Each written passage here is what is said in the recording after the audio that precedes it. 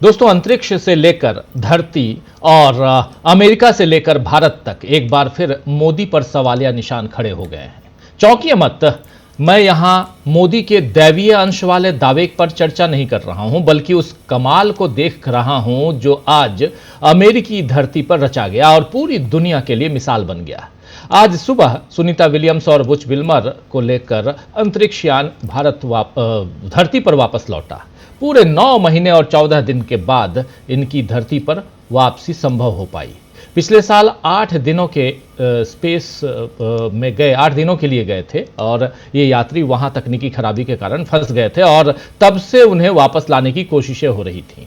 हालांकि इसमें शायद राजनीति भी हुई, क्योंकि एलोन मस्क ने पिछले साल भी उन्हें लाने में सहयोग देने का प्रस्ताव रखा था, लेकिन जो बाइडन की उस समय सरकार थी और उन्होंने उस वक्त मना कर दिया था। अब ट्रंप की सरकार है, यानी डोनाल्ड ट्रंप अब राष्ट्रपति हैं और उन्होंने इसकी अनुमति दी, तो दोनों अंतरिक्ष यात्रियों को लेने एक यान गया, एक विमान गया और अंतरिक्ष यान, और उन्हें लेकर लौट आया। इस वापसी की खुशी पूरी दुनिया में मनाई जा रही है। भारत में तो कल से ही इसके लिए पूजा पाठ शुरू था और वैसे पूजा पाठ में कोई बुराई नहीं है, ये तो सबकी अपनी आस्था है दोस्तों, आप जानते हैं। लेकिन सोचने वाली बात यह है कि हम इससे आगे क्यों नहीं बढ़ पा रहे हैं। कभी औरंगजेब विवाद देश पर छाया हुआ था और इसे सत्ताधारी बीजेपी भी हवा दे रही थी। अब नरेंद्र मोदी समेत तमाम बीजेपी नेता भारत की बेटी के वापस लौटने की खुशी जता रहे हैं, लेकिन उन्हें सोचना चाहिए कि उनकी वापसी के लिए आपने क्या योगदान दिया और अंतरिक्ष तक किसी को भेजने की क्षमता आप में नहीं थी, तो उस क्षमता को हासिल करने के लिए आप क्या कर रहे हैं। और अंतरिक्ष की बात तो छोड़िए, जो भारतीय अमेरिका में फंसे हुए हैं उन्हें सुरक्षित और सम्मान के साथ वापस लाने की अब तक जहमत क्यों नहीं उठा पाए नरेंद्र मोदी। तो क्या मोदी के हाथ केवल दूसरों की उपलब्धियों और मेहनत पर अपना तिरंगा उठाकर लहराने के लिए हैं, ट्रेनों को हरी झंडी दिखाने के लिए हैं, जरूरी सवालों पर हाथों को नचाकर जवाब देने के लिए हैं, या इन हाथों से कोई कमाल भी मोदी कभी कभार दिखाएंगे। खैर, नरेंद्र मोदी को अभी कई सवालों के जवाब देने हैं और जिनके जवाब उनकी सरकार दे भी रही है तो वो उसमें फंसी रहे हैं। जैसे आज ही ईडी के मामलों और उसमें मिली सजा पर किए गए एक सवाल के जवाब में राज्यसभा में नरेंद्र मोदी फंस गए। दरअसल वित्त राज्य मंत्री पंकज चौधरी ने राज्यसभा सांसद ए रहीम के एक सवाल के जवाब में बताया है कि 10 साल में राजनेताओं के खिलाफ 193, जी हां 193 मामले दर्ज किए गए, जिसमें सिर्फ 2 में सजा हुई है। 193 मामले ईडी के दर्ज हुए और उसमें से सिर्फ 2 में सजा हुई। इस पर कांग्रेस ने फिर कहा है कि ईडी यानी एनफोर्समेंट डायरेक्टरेट बीजेपी का फ्रंटल बन गया है, फ्रंटल जो ऑर्गेनाइजेशन है वो बन गया है। आइए जरा सुन लेते हैं कांग्रेस की प्रवक्ता सुप्रिया श्रीनेत इस मसले पर क्या कुछ कह रही हैं, सुन लीजिए उनकी जुबानी, सुनिए। चुनाव आते ही विपक्ष को ईडी का बुलावा भेजने वाले नरेंद्र मोदी ने ईडी को वास्तव में बीजेपी का फ्रंटल ही बना दिया है। ईडी का इस्तेमाल लगातार राजनीतिक विरोधियों को डराने और धमकाने के लिए किया जा रहा है और यह बात हम हमेशा से कहते रहे। इंटरेस्टिंग चीज यह है कि अब मोदी सरकार खुद भी ये आंकड़ों के साथ मान रही है। सदन में दी जानकारी के मुताबिक जरा गौर से सुनिएगा, 2015 से अब तक 193 सांसदों, विधायकों और नेताओं के खिलाफ ईडी ने मामले दर्ज किए हैं, लेकिन उनमें से सिर्फ 2 के खिलाफ आरोप तय हो पाए। सुना आपने, 2 के खिलाफ, मतलब 1%। लोगों को प्रताड़ित किया गया, परेशान किया गया, घंटों पूछताछ में बर्बाद किए गए, डराने का प्रयास किया गया, प्रभाव डालने का हर संभव प्रयास किया गया, स्वास्थ्य और उम्र का भी कोई लिहाज नहीं रखा गया। और ये तो अभी हम सिर्फ ईडी की बात कर रहे हैं। इससे भी ज्यादा दुरुपयोग अपनी सस्ती बदले की राजनीति के लिए नरेंद्र मोदी ने, उनकी सरकार ने सीबीआई और इनकम टैक्स जैसी एजेंसीज को निरंकुश बनाकर ऑपोजिशन के खिलाफ छोड़ दिया है। लानत है इतने कायर प्रधानमंत्री पर जिनकी पोल उन्हीं के सरकारी आंकड़े जो सदन में पेश हो रहे हैं वो खोल रहे हैं। तो आप सुन रहे थे यहां पर कांग्रेस की प्रवक्ता सुप्रिया श्रीनेत को। आपको बता दूं कि ईडी के इन 193 में से 125 मामले, 193 में से 125 यानी 125 मामले पिछले 5 वर्षों में दर्ज किए गए हैं, यानी मोदी सरकार के दूसरे कार्यकाल में दर्ज हुए। और इससे शक होता है कि इस संस्था का दुरुपयोग किया जा रहा है। सुप्रीम कोर्ट ने भी हाल के वर्षों में ईडी की कम सजा दर पर चिंता जताई है। आप याद कीजिए कि अरविंद केजरीवाल मामले में फैसले में कोर्ट ने कहा था कि पीएमएलए शिकायतों और गिरफ्तारियों का डेटा कई सवाल उठाता है और बात ईडी की निकली है दोस्तों। तो आज जिस तरह लालू प्रसाद यादव को ईडी के सामने पेश होना पड़ा, उस पर तेजस्वी यादव ने भी सवाल उठाए हैं। बिहार चुनाव से पहले अब ऐसी संस्थाएं सक्रिय दिखेंगी, यह तेजस्वी यादव का कहना है। वहीं बिहार चुनाव से पहले चुनाव आयोग के कारण भी मोदी फंस रहे हैं, क्योंकि जिस तरह एपिक से आधार को जोड़ने का फैसला चुनाव आयोग ने लिया है, उससे जाहिर हो रहा है कि वोटर लिस्ट में गड़बड़ी हो रही थी। इस फैसले के बाद राहुल गांधी ने फिर कहा है कि अब जबकि चुनाव आयोग ने इस समस्या को स्वीकार कर लिया है, मैं अपनी पिछली मांग को दोहराता हूं कि उसे महाराष्ट्र 2024 के विधानसभा और लोकसभा चुनावों की पूरी मतदाता सूची को सार्वजनिक रूप से साझा करके नाम जोड़ने और हटाने के मुद्दे को भी संबोधित करना चाहिए। यह बात कहना है राहुल गांधी का कि जब आपने यह फैसला ले ही लिया है तो चुनाव आयोग एक काम और कर दे कि 2024 में जो लोकसभा के चुनाव हुए और विधानसभा के चुनाव हुए और खासकर महाराष्ट्र में जो चुनाव हुए हैं और उसकी जो सूची है, वोटर लिस्ट है, उसको आप सार्वजनिक कर दीजिए। यह मांग है राहुल गांधी की, पुरानी मांग है, एक बार फिर उन्होंने दोहराई है तब जबकि वोटर कार्ड को आधार कार्ड से जोड़ने का फैसला चुनाव आयोग ने ले लिया है। इसके बाद यह मांग दोहराई है राहुल गांधी ने। यानी चुनाव आयोग लिस्ट देने में जितनी आनाकानी करेगा उतना ही फंसेगा, यह यहां दिखाई दे रहा है। इसी तरह महाराष्ट्र में बीजेपी फंस रही है, क्योंकि परसों की हिंसा, नागपुर में जो हिंसा हुई है, उस हिंसा के बाद अब राष्ट्रीय स्वयंसेवक संघ यानी आरएसएस के प्रवक्ता सुनील अंबेकर ने कहा है, आज ही उन्होंने प्रेस कॉन्फ्रेंस की है और उन्होंने कहा है कि औरंगजेब आज के समय में प्रासंगिक नहीं है और किसी भी तरह की हिंसा समाज के स्वास्थ्य के लिए ठीक नहीं है। विश्व हिंदू परिषद यानी वीएचपी आप जानते हैं और बजरंग दल के 8 कार्यकर्ताओं ने बुधवार को पुलिस स्टेशन में सरेंडर किया है।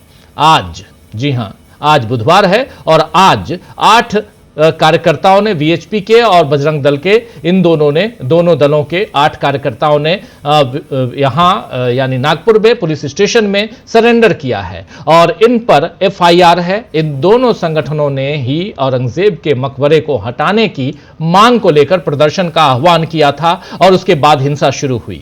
सुबह से यानी परसों सुबह से नागपुर के महाल एरिया में लगातार वैसी परिस्थितियां बनाई जा रही थीं जिससे हिंसा हो और आखिरकार शाम होते होते 7:30 से 9:30 के बीच जो वहां तांडव हुआ उसको पूरे देश ने देखा, दुनिया ने देखा है, नागपुर के लोगों ने तो देखा ही। तो आरएसएस बीजेपी से किनारा करता हुआ दिख रहा है। ईडी और चुनाव आयोग के कारण मोदी फंस रहे हैं और विपक्ष के आरोप सच होते दिख रहे हैं। ऐसे में मोदी किस तरह बचाव का रास्ता अपने लिए बनाएंगे, आज इसी पर चर्चा करेंगे। दोस्तों, हमारे साथ इस चर्चा में कुछ वरिष्ठ साथी जुड़े हुए हैं, उन सबसे आपका पहले परिचय करवाता हूं और आगे बढ़ेंगे। बहुत इंपॉर्टेंट है कि अलग अलग मसलों पे चर्चा जरूरी है और उसमें भी चाहे चुनाव आयोग, आज चुनाव आयोग में सुनवाई भी थी और अगली सुनवाई अब 16 अप्रैल को है। किस चीज की सुनवाई थी, अगली सुनवाई क्यों है, किस लिए है, इस पर भी हम चर्चा करेंगे। इसके अलावा 22 मार्च को एक बहुत ही अहम सुनवाई होनी है। आज 19 मार्च है, आज से 3 दिन बाद सुनवाई नहीं बल्कि मीटिंग होने वाली है। यह भी दक्षिण के राज्यों की एक मीटिंग है जिसमें पूरा का पूरा भारत और विपक्ष एक साथ नजर आएगा। मामला तमिलनाडु से इसकी शुरुआत हुई है, तो यह है। और तीसरी सबसे बड़ी बात कि नागपुर की घटना इधर आज अभी चर्चा चल ही रही है। इस बीच अभी थोड़ी देर पहले खबर आई कि प्रधानमंत्री नरेंद्र मोदी गुड़ी पड़वा पर, जो महाराष्ट्र का नया साल भी माना जाता है, उस पर जाएंगे नागपुर, आरएसएस मुख्यालय जाएंगे और यह भी कहा जा रहा है, माना जा रहा है कि शायद यहां से बीजेपी का अध्यक्ष कौन होगा, इस पर भी चर्चा होगी। कुछ रणनीतियां बनाई जाएंगी और इस साल 2025 जो ये साल है, ये साल आरएसएस के लिए बहुत महत्वपूर्ण है क्योंकि उसके 100 साल पूरे हो रहे हैं। हमारे साथ 3 वरिष्ठ साथी जुड़े हुए हैं। शकील अख्तर जी हैं, प्रेम कुमार जी हैं, अमलेंदु उपाध्याय जी हैं। आप तीनों का स्वागत है, इस्तकबाल है। स्वागत इस्तकबाल आप तमाम दोस्त साथी शुभचिंतक आप सबका, जो अब तक जुड़ चुके हैं उनका भी, जो जुड़ने वाले हैं उनका भी। सीधे लेकिन आना चाहता हूं इधर शकील जी के पास और संसद से खबर यह कि ईडी के ऊपर जब पूछा गया कि कितने केसेस दर्ज हुए, खासकर पॉलिटिशियंस, पॉलिटिकल जो कार्यकर्ता हैं, नेता हैं, राजनेता हैं, उनके ऊपर कितने केसेस दर्ज हुए और उनमें से कितनों पर फैसला, सजा सुनाई गई?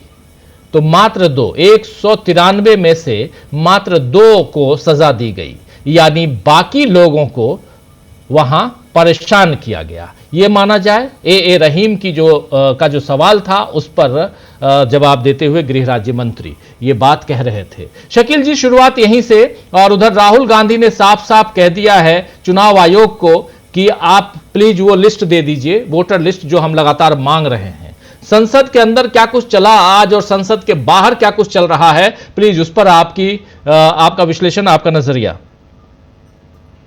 देखिए राजीव जी, ये बहुत ही इंपॉर्टेंट जवाब है कि जिसमें खुद सरकार ये मान रही है कि 193 में से सिर्फ 2 केसों में वो सजा करवा पाई। इसका मतलब ये हुआ कि जो अभी तक विपक्ष आरोप लगा रहा था कि ईडी का उपयोग, दुरुपयोग जो है सिर्फ पॉलिटिकल लोगों को परेशान करने के लिए किया जा रहा है, और वो आज इस जवाब से सही साबित हो गया है। अभी तेजस्वी यादव का आपने सुनाया, राहुल के खिलाफ, सोनिया के खिलाफ, आम आदमी पार्टी के नेताओं के खिलाफ छत्तीसगढ़ में अभी छापे पड़े थे, पूर्व मुख्यमंत्री भूपेश बघेल के खिलाफ, अशोक गहलोत के, यहाँ सब लोगों के खिलाफ जो है बीजेपी सरकार ने ईडी का उपयोग किया। ये ईडी, सीबीआई, इनकम टैक्स, इनको स्वायत्त संस्थाओं से इन्होंने अपना टूल बना लिया है और जो सिर्फ नेताओं को परेशान करने का काम करती है। लेकिन इन सबसे भी कुछ हो नहीं रहा, जैसा कि तेजस्वी कह रहे थे कि इन्हें जितना करना है कर लें। बिहार में हम सरकार बनाने वाले हैं। अभी देखिए कि ये जो संस्थाएं हैं, अगर ये नेताओं के घर ही छापे डालती रहेंगी और जिसमें कुछ भी सिद्ध नहीं कर पाएंगी तो दूसरा कोई काम नहीं कर सकती हैं। अभी सुप्रीम कोर्ट ने कहा है सीबीआई से कि बिल्डर और बैंकों के बीच में जो नेक्सस है, जो गठजोड़ है, जिससे आम नागरिक को परेशान किया जा रहा है, उसका आप जरा पर्दाफाश कीजिए। सीबीआई के पास कहाँ टाइम है इन सब चीजों का? बैंकों की मर्जी है चाहे जितना लूट ले, बिल्डरों की मर्जी है चाहे जितना लूट ले, लेकिन सुप्रीम कोर्ट ने कहा है, लेकिन ये सीबीआई, ईडी, इन सब के पास इन सब चीजों के लिए कोई टाइम नहीं है। दूसरी आपने जो बात कही है राहुल गांधी की, वो बहुत ही इंपॉर्टेंट है। देखिए, राहुल गांधी ने ही सबसे पहले वोटर लिस्टों में धांधली का मामला उठाया। महाराष्ट्र के मामले में बड़ा स्पेसिफिकली उन्होंने बताया कि किस तरह वहां पे धांधली हुई है, एक एक एपिक नंबर पे कितने कितने वोटर जो है वो दर्ज किए गए हैं। अब सरकार क्या कर रही है, जो कि चुनाव आयोग की मदद से कि आधार से वो वोटर लिस्ट को जोड़ने जा रही है। ये एक बहुत ही गंभीर मसला है। विपक्ष इससे कतई सहमत नहीं है, क्योंकि देखिए आधार जो है वो एक अलग प्रक्रिया से बना हुआ था। आधार कार्ड कहीं यह नहीं बताता है कि नागरिक कौन है, कहाँ का है, क्या है, जबकि वोटर लिस्ट की उपयोगिता बिल्कुल अलग है। वोटर लिस्ट का काम बहुत ही लिमिटेड है कि सिर्फ वोट डालने के लिए उसका उपयोग हो सकता है, लेकिन आधार से जुड़ जाने के बाद आधार में जितनी भी आपकी जानकारियां हैं वो सारी की सारी जो है वोटर लिस्ट में चली जाएंगी, और वोटर लिस्ट वो सारी की सारी जो है ऐसे लोगों के हाथ में चली जाएंगी जो उसका दुरुपयोग कर सकते हैं। तो ये एक बहुत ही गंभीर मामला है। अब जो नागपुर का मामला है, जो बहुत ही अब एक नया बोर्ड ले चुका है, 8 लोगों को गिरफ्तार हुए हैं वो या सरेंडर किया है आरएसएस के, विश्व हिंदू परिषद के लोग। उन पर उन्हीं की सरकार ने सीधा आरोप लगाया है कि इनकी भूमिका, इनकी साजिश दंगा भड़काने में थी। जी। मुख्यमंत्री देवेंद्र फडणवीस ने बहुत साफ शब्दों में कहा है कि ये जो दंगा भड़का है ये छावा फिल्म की वजह से भड़का है। लेकिन समस्या ये है कि मुख्यमंत्री अगर ये कहते हैं कि छावा फिल्म की वजह से भड़का है, तो उस छावा फिल्म के निर्माता, निर्देशक और दूसरे लोगों पर अभी तक कोई एफआईआर लॉन्च क्यों नहीं की गई? फिल्म पर प्रतिबंध क्यों नहीं लगाया गया? ये एक बहुत ही गंभीर मामला है। एक जो आपने बताया कि सबसे इंपॉर्टेंट बात, आज एक ऐसा वैज्ञानिक चमत्कार हुआ जिसको हम हिंदुस्तान के लोग तो आंखों से देख रहे हैं, लेकिन जिसके लिए हमारी तैयारियां सारी खत्म हो गई। देखिए, 14 अगस्त और 15 अगस्त जब भारत आजाद हुआ था 1947 में, उस दिन अपने पहले भाषण में नेहरू ने इसी वैज्ञानिक मिजाज का दावा किया था। जी। इस वैज्ञानिक मिजाज की बात की थी, साइंटिफिक टेम्पर। आज प्रधानमंत्री मोदी सुनीता विलियम का स्वागत कर रहे हैं, बहुत अच्छी बात है। लेकिन प्रधानमंत्री जी, वो वैज्ञानिक मिजाज कहाँ है, वो साइंटिफिक टेम्पर कहाँ है? सुनीता विलियम के पिता भारत से ही अमेरिका गए थे और परेशान हाल में थे। इसी तरह जैसे कमला हैरिस की मदर गई थी वहां पे। ये उसी दौर की बात है सारी की सारी, जब नेहरू प्रधानमंत्री बन चुके थे, भारत को एक वैज्ञानिक ताकत बनाया जा रहा था, भारत में शिक्षण इंस्टीट्यूशन खोले जा रहे थे, और यहीं से पढ़ के कमला हैरिस की मदर, सुनीता विलियम्स के फादर, ये सारे अमेरिका गए और वहां इन्हें आगे बढ़ने का मौका मिला। आज भारत में साइंस की हालत खराब है, टेक्नोलॉजी की हालत खराब है, साइंस इंस्टीट्यूट की हालत खराब है, लैब की हालत खराब है। प्रधानमंत्री जी का ध्यान उनकी तरफ कहीं नहीं है। उनका ध्यान यह है कि सुनीता विलियम्स का स्वागत कर लो, और देश में एक लहर चल पड़ी कि हमारे सुनीता नाम है तो वो अमेरिकन नागरिक है, अमेरिकन नागरिक है, उसकी माँ एक विदेशी है।